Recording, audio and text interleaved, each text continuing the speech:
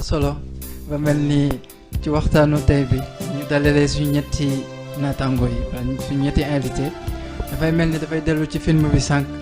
entre pilule rouge bi ak pilule bleue bi li ci am solo mooy choix bi loolu la ñu waxoon capitaine ne déedéet tout n'est pas une question de choix, tout est une question d'accepter les conséquences de son choix. waaw nekkete woon du tànn bi waaye boo tànnee ba pare la la cay fekk pilule rouge baa ngi noonu wala pilule bleue baa ngi noonu am nañu ay intervenant gannaaw bi ñu naanee pilule yi ba pare mu mel ni buñ ma mënee jege seel pupitre bi ñu woo maam Cheikh Ahmed Tidiane Diop mu jege si Pape Mor Lo mu waajal. mbokk yi asalaamaaleykum wa rahmatullahi taala wa barakaatuh. ñoo ngi leen di nuyu di ci nuyoo bi suñu sang bi maam Cheikh Ahmed Tidiane ak ñi mu àndal yëpp incha allah. mu mel ni Demba ñun dañoo am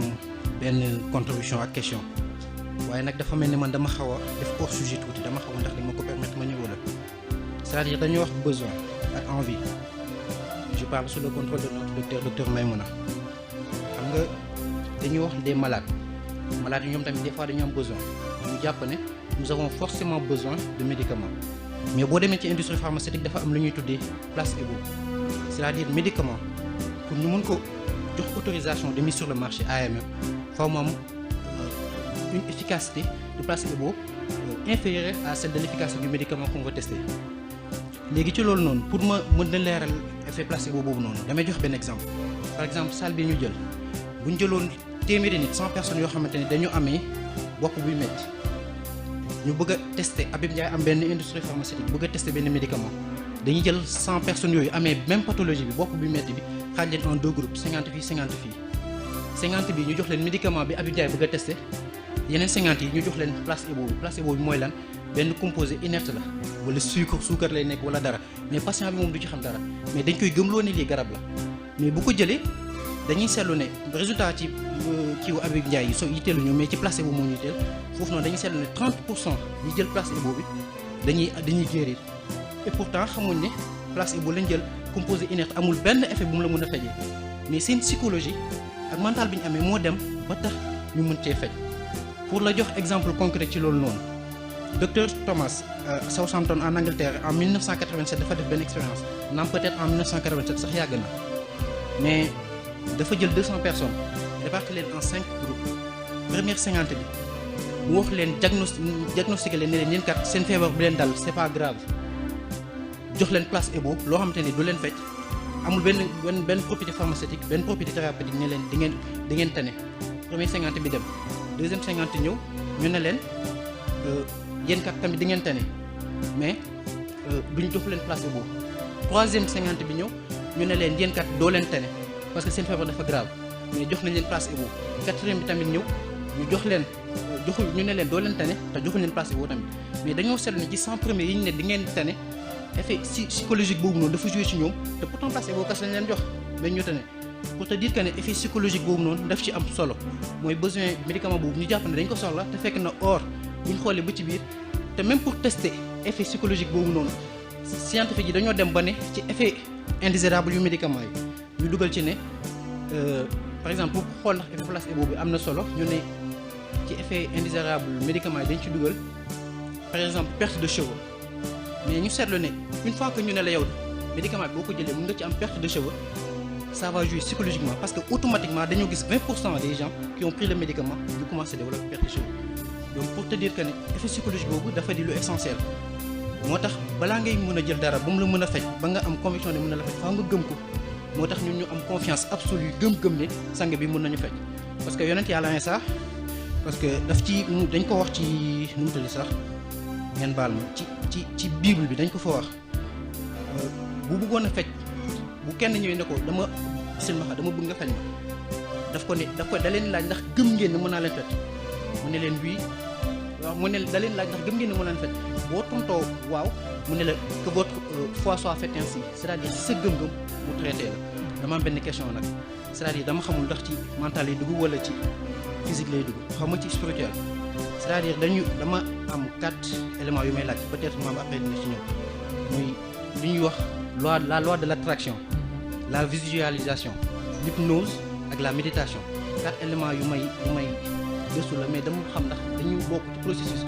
d'évolution oui ou non ñu baal ñu salaamaaleykum wa rahmatulah. solo bu baax heureusement bi mu ne dama xamul ndax ñu ñoo ko moom wala maam waaye yàlla baax na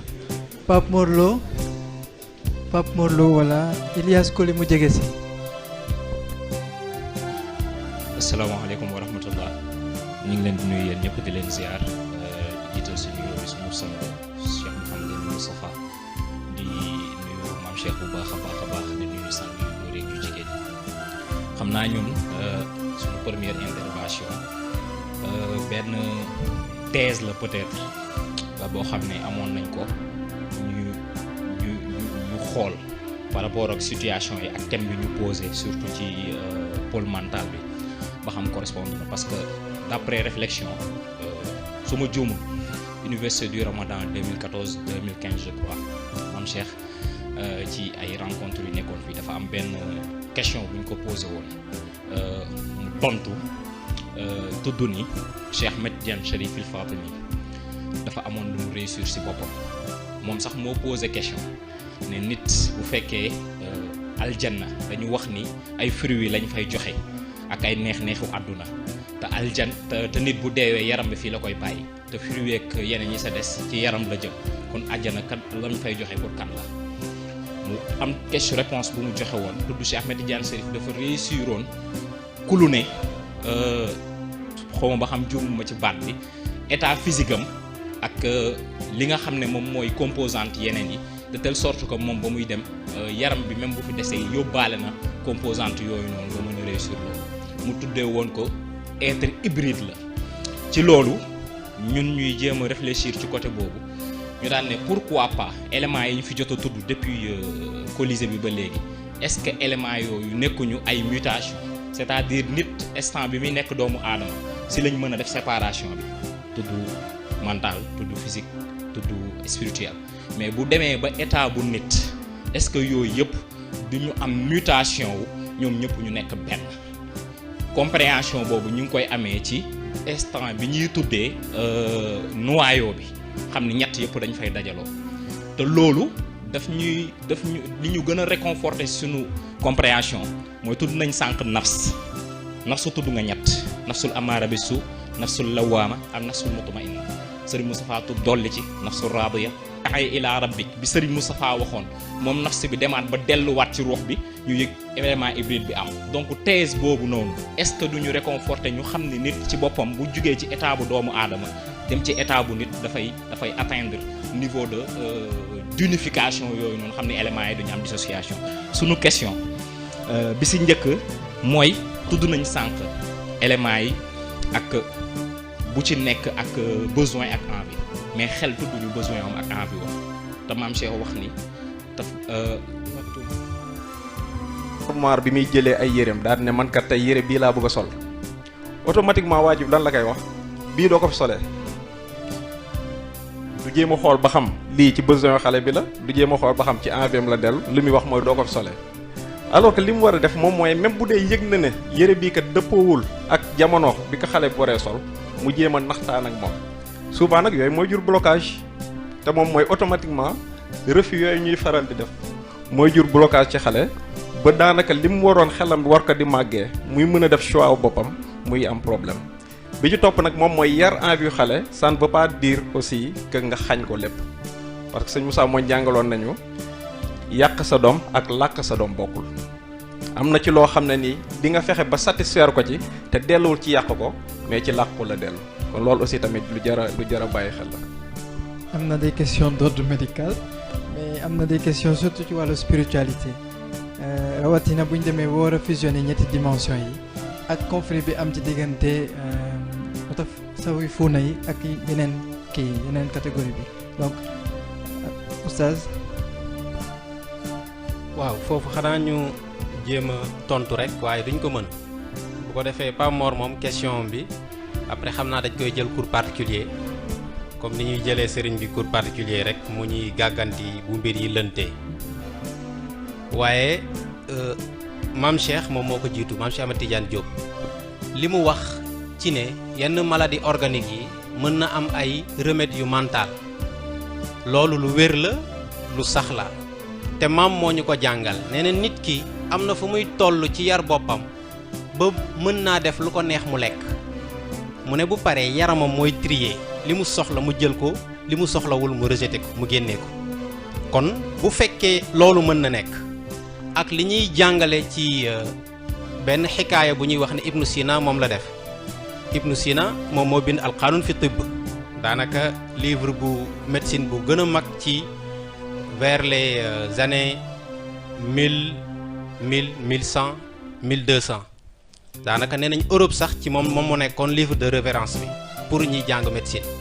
dañ ne dafa am benn malade mental boo xam ne dafa jàppoon ne moom nag la heure bu yeewoo rek danaan rey leen ma ngeen jël sama yàpp ngeen jox ko nit ñi ñu lekk moom loolu la jàpp ñu yóbbu ko médecin bu nekk psychiatre bu ne ñi yóbbu mënuñu koo saafara bi waa fameem jaaxle ñu ne nañ dem ci Ibnu Sina bi ñu ñëwee ci Ibnu Sina dafa ànd ak ay nit rek ñëw ba ci bunt bi yore paakaam commencé daas ne leen andil leen ma nag bi gars yi jàpp waa ji indi mu ne tëral leen ma ko ci suuf ñu tëral ko mu jël paaka bi dawale ko ci yaram bi ñaari yoon ne leen seen nag bi suurul waay nag bi benn nit sax bu ko lekkee du suur fekk malade bi bañ na jël lekk bañ na naan bañ na def dara ba commencé faible Ibnu Sina ne leen il faut ngeen yafalaat ko yafalaatal leen ma ko ba bu suuree ma ñëw soog koo mën a saafara Ibnu Sina ñibbi moom muy jël lekk di laaj gaa yi lekk bu ko defee ci lam doon lekk Ibnu Sina commencé di ci jaarale médicaments yi nga xamante ni moo ko war a guérir ba keroog muy tane moom la mbokk bi tudd que ne am na maladie organique peut-être yoo xam ne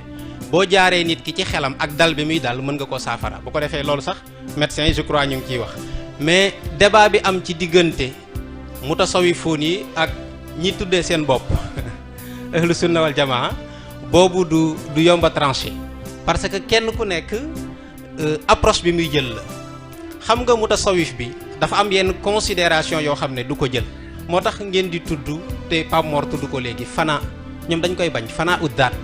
xam nga ñoom dañ ne la doomu aadama bi ay bëgg-bëggam mooy li ngay njëkk a def mooy nga libre ci riqu shahawaat nee nañu ay bëgg-bëgg dafay jàpp nit ki jaam comme ni buur di jàppee moroomu nitam jaam loolu benn la mu ne da ngay fexe kon ba libéré wu ci joute boobu ci tënk boobu jugu boobu ñu la tënk deuxième bi mu ne da ngay fexe ba libéré wu ci say bëgg-bëggu bopp maanaam sa lépp da nga koy teg ci mbiru borom bi maanaam amoo benn bëgg-bëgg boo jiital dans ce cas dafay dem ba nga xam ne yow da ngay jeex ci borom bi loolu la maam tudd na ko tuddaat ko mooy nit ki fi muy demee ba bu xoolee sunu borom ne ko yow gisoo man maa gis maa daalal abdu yataqarrabu ilayya bin nawafil loolu mooy loolu bu ko defee boo fa demee da ngay am fana bu ko defee xaw ma nan lañ koy tuddee nag boobaa symbiose mooy am xaw ma harmonie xaw ma synchronisation mais ñetti pôle yëpp bu boobaa dafay fondre bu ko defee bu sëriñ dikkee dina ci gën a indi ay leeral. am na solo am na beneen question moom ne sañu ma ko tëb mu ne wax nañu fi besoin envie yëpp ba mu des bu esprit waxul bu mental bu esprit la wax donc kan mooy sa tontu ci question boobu. oui on a un socio-psychologue psychosociologue. waaw yaakaar naa. waxul mental de. esprit la wax c'est-à-dire ci xel la yem. waaw xel ci yeneen yi. xel de je pense bien que ci sama biir wax sax sànq wax naa ko. wax naa ko de sama juumul parce que wax naa ne baatu éveil xel dafay soxla éveil te moom mooy ubbeeku boobu noonu ma tudd man dama jàpp ne loolu moom mooy besoin am parce que dañ koy xool ci nit rek ci dimension physique am est-ce que nit dafay soxla di lekk pour jël poids pour am yaram comme ni ñu koy waxee wala dafay lekk pour am équilibre jox équilibre dimension physique am te moom mooy mu am une alimentation saine ba li yaramam soxla mu mënta kaa jox mais bu delloo ci xel aussi tamit man je pense bien que soxlaam delluwul ci jàng kese parce que wax naa ko sànq parce que bu dee tari kese yaakaar naa ne rajo moom doy na ci tari waaye technique léegi buñ branché woon rajo bi mën nañu taril xam-xam yi ci àdduna bi yëpp mais li ñuy xaaree nit moom mooy léegi nag mu am benn sens de discernement esprit analytique boo xam ne xam-xam la ñuy sëyale ak xalaatam bis bu ko amee rek je pense bien que xel li mu soxla esprit boobu li mu soxla mun na ko am parce que bu ñu fàtte ne aussi système d'exploitation dafay laaj efficacité dañ koy tàggat ba li nga xam ne information yi nga koy jox wala exécution yi ngay bëgg mu defal la ko yaakaar naa ne mu mun la ko defal kon je pense bien que ci ñaar yooyu noonu la nga koy jaaree mooy xam-xam bi ngay jàng ak xalaat bi nga xam ne moom nga koy sëyale. xam naa waxtaan nañ ci démb il faut que ñu ñëwaat ci tey benn question internet la est-ce que nafs bi ñuy wax du inconscience di inconscient. waaw ñun dégg-dégg boobu lañ ci am waaye loolu sunuy recherche personnelle la parce que dañu jàpp ne li ñuy tuddee le ça le moi et le surmoi mooy li dellu ci a nafs al amaara bi suu te bu fekkee nafs amaara bi suu ni ko sëriñ bi jàngalee ci kuuru lënd bi bu dee nafs amaara bi suu bi li muy méngool moom mooy inconscient bi dafa ne woon conscient bi dafa nekk fii wala conscience inconscient bi nekk fii mu ne li nga xamante ni moom moo nekk seen diggante moom mooy subconscient bi te moom li muy doyee moom mooy day emmagasiner des informations rek mais information amul benn nature bu apparaître fële ñu tuddee ko conscient bu apparaître fële ñu tuddee ko inconscient bu ko defee man noonu laa ko gisee peut-être nag gis-gis yi mën na ci wute mais dañuy tudd nafsul lawaama nafsul amaara bisu ak nafs al mutmainna man dégg-dégg boobu laa ci am sëriñ bi bu ñëwee aussi dina ci gën a indi ay leeral.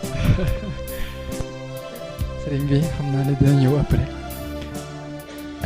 ñu woo Mamadou Lamine Cissé bu ñu paree jox tonton Serigne incha allah Mamadou Lamine Cissé. asalaamaaleykum sang bi ñu lay nuyu di ziar ak sang yu fi teew yëpp ñu leen di ziar xam naa ñaari question rek lañ amoon premier bi qui est habilité à verser un besoin dans le lot des envies kan moo sañ jël lu nit soxla dugal ko ci loo xam ne xemmeem lañ ko tuddee. ndax dafay nekk nit ci boppam koo xam ne il est à la fois l'objet et le sujet wala dafay nekk des conférenciers wala dafay nekk bàjjen bi wala dafay nekk une frange de la société loolu parce que capitaine daf ñu jàngal ni nit ku nekk suñu borom daf ko bind joxale ko les capacités et le potentiel pour mu atteindre mu réaliser lu mu war a réaliser donc ñu dégg ci ni nit ku nekk tamit suñu borom daf ko dugal ci benn système. te suñuy analyser benn besoin ban moment lay jógee ci besoin dem ci envie par exemple suñu jëlee ci wàllu lekk kañ la lekk di jógee ci besoin dem ba soo ci defee lu bari mu dugg ci envie kañ la par exemple sol di jógee ci besoin dem ci envie ñu bari mën neen gis nit koo xam ne dafay soloo nee ni ñu jàpp ni kii dafa bëgg a àdduna trop alors que soo solwul benn qualité sol bi loolu dafay nekk barrière pour su nekkee businessman les deals que tu dois faire tu vois moo tax may laajte foofu ndax nit ki ci boppam moo war a yegg niveau boo xam ne dina mën a détecter à un moment donné fii kat damay génn besoin du envie ou bien il y a des catégories de personnes de la société qui peuvent le faire. beneen bi c'est le rapport entre le volume d'effort et le volume de repos que l'individu doit faire parce que ci deuxième cours bi capitaine daf ñu jàngal ni les deux éléments fondamentaux yu permettre doomu aadama jóge état bu doomu aadama dugg ci état bu nit mooy ñaar benn bi jom la beneen bi yitte si nga doon traduire en français terre à terre effort lañ koy tuddee te tamit juridiction bu ñu nekk dañ ci jàng ni mu nekk les végétaux mu nekk les minéraux mu nekk les animaux bu ci nekk dafa am moment boo xam ne ci dundam dafay am moment de repos. Par exemple, les arbres fruitiers, ce n'est pas année bi yëpp la ñuy produire des fruits. Par exemple, terre bi tamit baykat bi dafa am benn moment boo xam ne sur durée de vie 20 ans dina am ci ay 1 ou 2 ans yoo xam ne dafay bàyyi terre reposer ñu tuddee ko sécheresse. Animaux yi idem. Donc foofu ñu dégg ci dikkat. Donc dans cet effort il y a benn laps boo xam ne effort repos nécessaire la léegi ñuy laajte le rapport. Entre le volume d'effort à fournir et le volume de repos, comment le déterminer? Si effectivement je n'ai pas eu tort de trouver que le repos nécessaire existe. Merci beaucoup. donte ne capitaine nee na nelaw kenn du ko bëgg dañ koy fonk. tonton Serigne.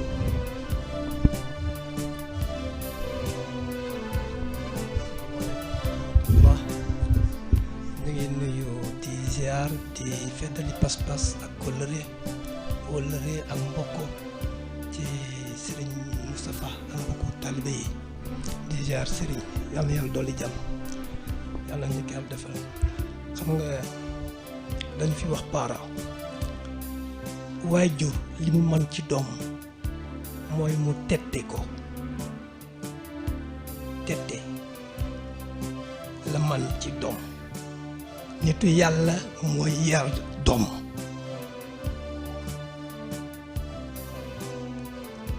mu indi li ñuy wax bu yàgg ba léegi physique mental spiritualité dafa mel ni ngeen ko indee fii tey am na solo trop ci ni ngeen ci déggoo waaye yëg naa ni économiste bi il est frustré ndax li ñëw ci mbiram indi ko bariwul waaye moom tamit ku xam boppam la parce que dafay gaaw rek ni yéen wax leen ku am solo la te dafa am lu sëñ Cheikh wax mu ni teraanga yi suñu boroom jox nit ëpp na nit mu ni wante joxul lu ñu yàq nag te fan yëpp may dégg ay Inde ay Chine jafe-jafe yu fa am ñuy wax sax ni àdduna bi bu doon téeméer la li ëpp ñeent fukki yi juróom fukki yi amuñu lu doy seen dund ci bis yow foofu xam nga waaw li ñuy wax seuil de pauvreté waaw benn bi mooy dama indi nag ci li ñuy wax yaram ak ruux ak xel muy li ñuy wax mesure defe naa ni mesure daal équipe war nañu ko gën a sax ndax yonent bi yëpp alayhi salaatu wasalaam coonoom yëpp mooy nit fexe ba juboo ak boppam ci natt boppam ci man boppam ci yemale moo tax sëriñ li ma doon wax fii tenue et retenue sonnal nañ ma ci trop fan yi nit ñaa may laaj pour ñu leeral ko mais tenue il n'y a pas de tenue sans retenue lu mat a seet la man nag benn question laa waroon a indi sëriñ xam nga yonent bi alayhi salaatu wasalaam dafay wax ni ki ëpp koom ci yéen mooy ki doy lool li ko yàlla xéewale